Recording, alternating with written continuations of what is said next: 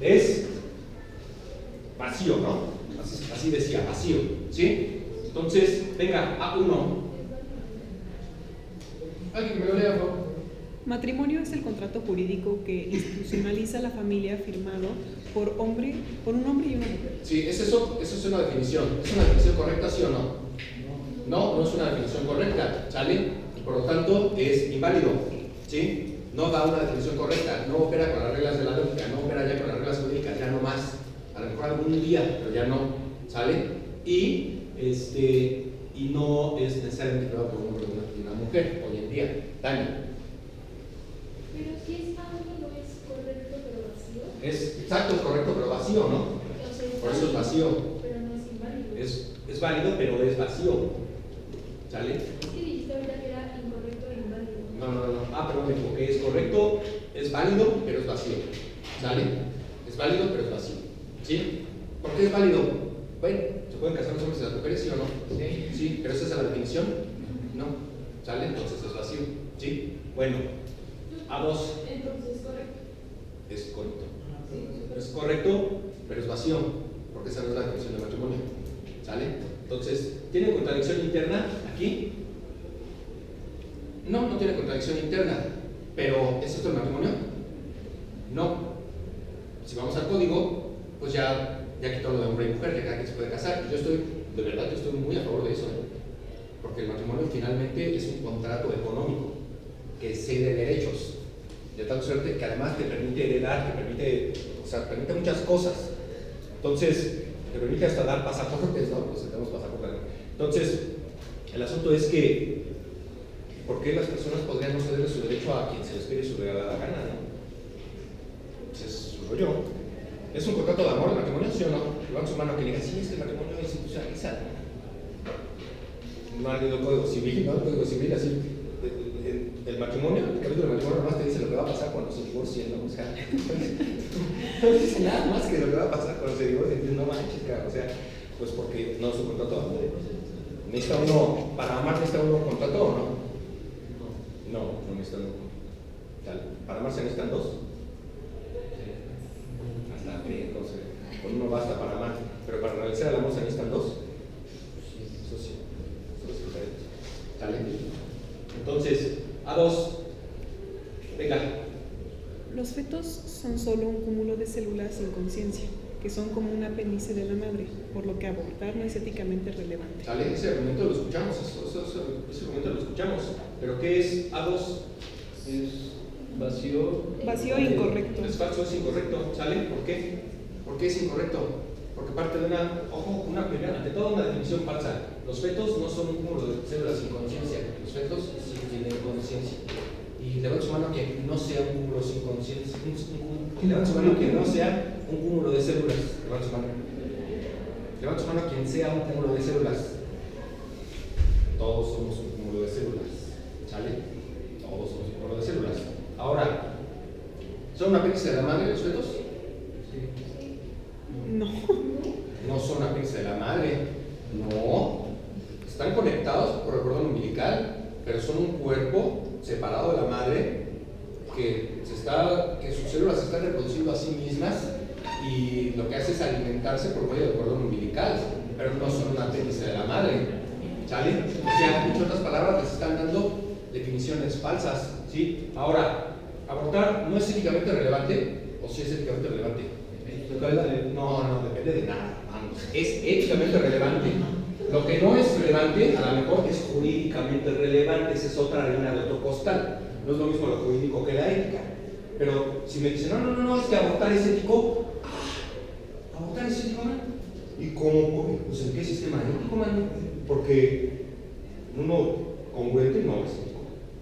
¿Se entiende? Depende de qué lado lo veas. ¿Perdón? Depende de qué lado. Es que la ética no es relativa, hermano. La ética no es relativa. Si la ética fuera relativa, pues por eso, miren, pensar que la ética es relativa es lo que nos hace a todas las personas del mundo pensar que somos bien buenos, aunque somos unos hijos de la chingada, ¿se entienden? O sea, ¿por qué? Porque no, sí lo hago, pero es que lo hago por mis hijos. O sea, sí, defraudo, pero es que ese señor no necesitaba el dinero y yo sí. O sea, siempre tenemos un pinche pretexto para poder explicar por qué somos buenos, a pesar de ser malos. Pero entonces, ¿de dónde viene que abortar es malo? Éticamente, Por eso. pero pues, viene de que no puedes maximizar de manera universal el aborto. No puedes decir, ¿estaría yo dispuesto a que abortar se convirtiera en una ley universal de naturaleza por mi voluntad? O sea, anteponerle el deber. O sea, debes abortar. ¿Se entiende? La ética es de deberes. La ética no es de opciones. La pragmática es de opciones. Entonces, el aborto es una decisión ética. O sea, hay una máxima que te diga, ¿debes abortar? ¿Hay una máxima?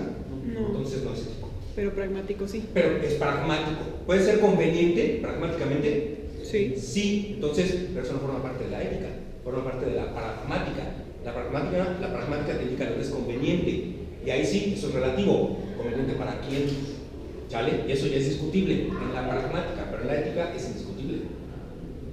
Son dimensiones diferentes. Y el problema es que vivimos en un mundo en el que confunden la ética y la pragmática, creen que es lo mismo. Entonces creen que la ética es de conveniencias. Y la ética no es de conveniencias. Por eso todo el mundo cree que es ético.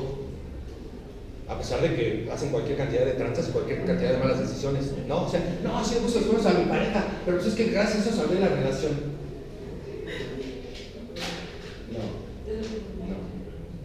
No. ¿Se entiende? Esto es inmoral. Sí, ser deshonesto es inmoral. Poner los cuernos es inmoral. No, pero es que gracias a eso ya se me quitó la presión que tenía y ahora sí ya puedo volver a estar con esa persona así ya sintiendo amor por ella. No, es una pinche conveniencia. ¿Se entiende? Son cosas diferentes. Entonces, yo soy así, pero un kantiano radical. O sea, lo que es ético y lo que es pragmático es pragmático. Más vale deslindar. Bueno, entonces, B1, ¿sale? B1. Dios no legisla, Dios no existe. Quien no tiene fe no debe obedecer a Dios, por lo que el humano debe obedecer la ley. ¿Sale? Aquí hay dos opciones. O sea, Dios legisla, Dios existe. Quien tiene fe debe obedecer a Dios, por lo que el humano debe obedecer la ley. O al revés, Dios no legisla, Dios no existe, Dios no tiene fe, no debe obedecer a Dios. A quien no tiene fe no debe obedecer a Dios, por lo que el humano no debe obedecer. Debe obedecer la ley. Pero aquí obsérvese, esta ley tiene dos significados, ¿no? En el primer caso, ¿cuál es la ley? La ley de Dios. Correcto. Y en el segundo caso, correcto. ¿Sale? Entonces, obsérvese, B1. ¿Qué es B1? Pues vamos a checar qué es B1. Incógnito. ¿Sale? Es incógnito. Correcto. Es válido. En ambos casos es válido, ¿se entiende? Pero no sabemos si Dios existe o no. Pero algo sí sabemos, que la conclusión es correcta. ¿Cuál es la conclusión? Obedecer la Que ley. debes obedecer la ley. Entonces, si crees en Dios, obedece la ley. No, porque Dios te lo manda. Y si no crees en Dios, ¿qué tienes que hacer? Obedecer la ley, porque el Estado te lo manda, ¿se entiende? Entonces, en cualquiera de los dos casos, la conclusión es correcta.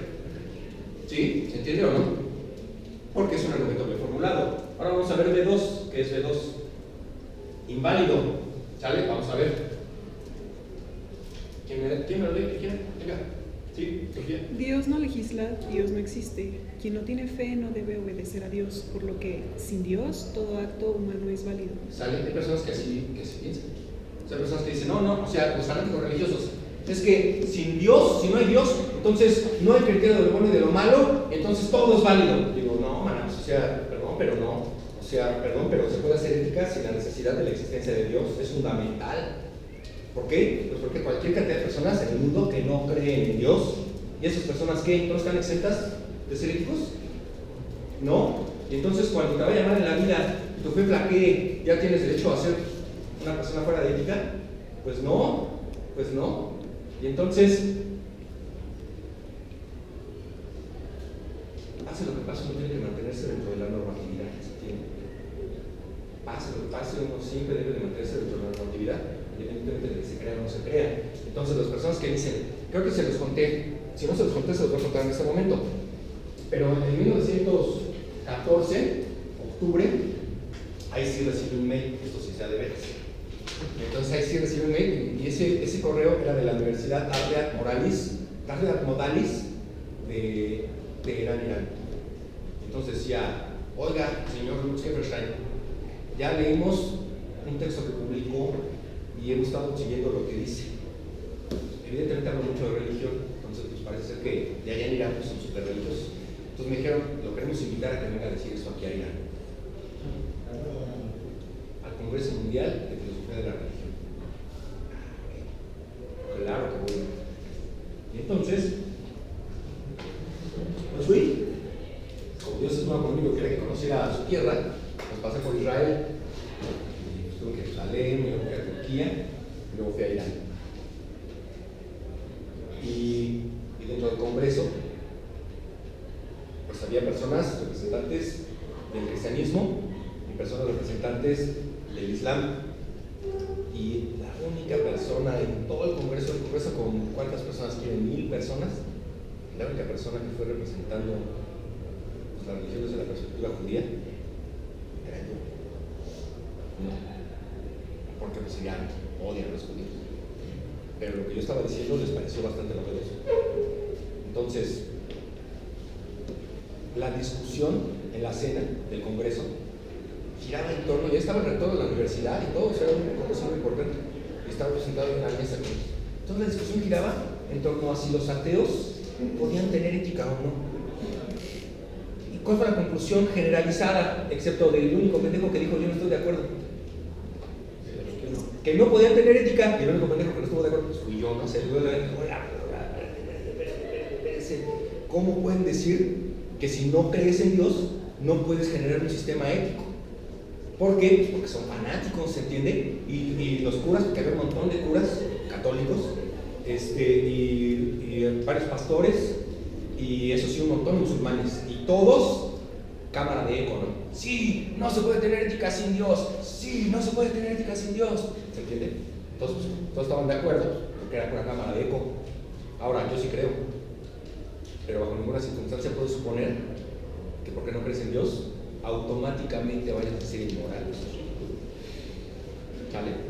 Entonces, Dios no legisla, Dios no existe, quien no tiene fe no debe obedecer a Dios, y por lo que sin Dios todo acto humano es válido, pues eso es absurdo. Y por el otro lado, exacto, por el otro lado, tenemos a los dos extremos, ¿se entiende? Por un lado el ateo, que hay gente que porque es ateo puede comportarse como si le tiene su regalada gana, porque eso sí les da la razón a los fanáticos, ¿se entiende? Uno está obligado a cumplir la ley, punto, ¿vale? Siguiente, C1. ¿Quién me lo lee? Un delito es un acto con consecuencias jurídicas tipificadas y castigadas por la ley penal. Según el Código Penal vigente, quien sin derecho a sustraer la posesión de un objeto comete el delito de robo y por lo tanto debe ser castigado. ¿Se entiende? Eso es un argumento. ¿Se entiende? Entonces, ¿cómo comienza la primera premisa? Un delito es un acto con consecuencias jurídicas tipificadas y castigadas por la ley penal. ¿Sí o no? Sí. ¿Qué es eso? Varios. Es una definición. ¿Y qué tipo de fuerza tienen las definiciones? Axiomáticas. ¿Sale? Es siempre conveniente comenzar con una definición. Eso le da fuerza a tu argumento. Y a partir de ahí empiezas a hacer corolarios. Entonces, según el Código Penal vigente, quien sin derecho sustrae la posesión de un objeto comete el delito de robo. ¿Sí o no? Sí. No comete el delito de robo quien sin derecho sustrae la posesión de un objeto. Es que ahí le falta. ¿Qué le falta? Con ánimo de dominio. Porque Es que si solo tienes. no, tienes razón.